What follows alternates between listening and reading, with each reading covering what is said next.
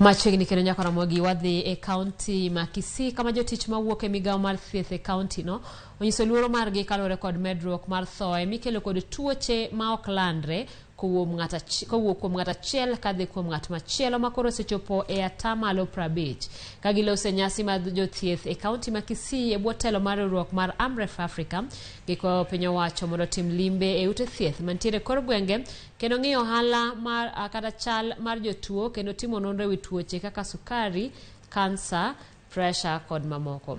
Semane jiwo jochiw thieth sirikand kaunti ma Kisii osingo timo limbe gwenge kendo puonjo jopiny wi tuoche go mamedo lal kod ngima oganda mathoth. Chenro no bende dhi nyime kaunti ma Homa Bay, Kajiado, Narok kod Nyamira.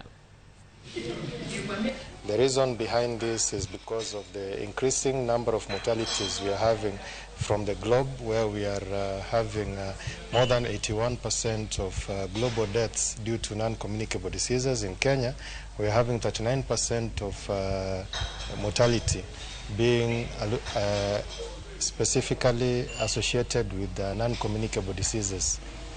And in Kisii County, the mortality is as high as 50% of both hospital and community deaths associated with non-communicable diseases, among them cardiovascular diseases. We have a project where we use mobile vaccination clinics to be able to reach last mile communities and enhance vaccine uptake and also health promotion for persons living with the NCDs in Kisii counties. This project is currently happening in other counties such as Homa Bay. We also have Narok, Nyamira and Kajiado. So our main activity for today, we are training healthcare workers on NCDs, and this is just to enhance their knowledge around NCDs so that they are able to support the work that we are doing in the communities. Tuna hisi na tunaambia kila mtu hawa akijua, akijipima hali yake ya pressure,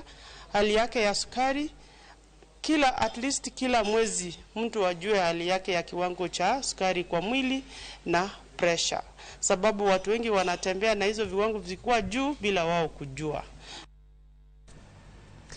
Miyo moro ma onyuolo rude nyithindo 4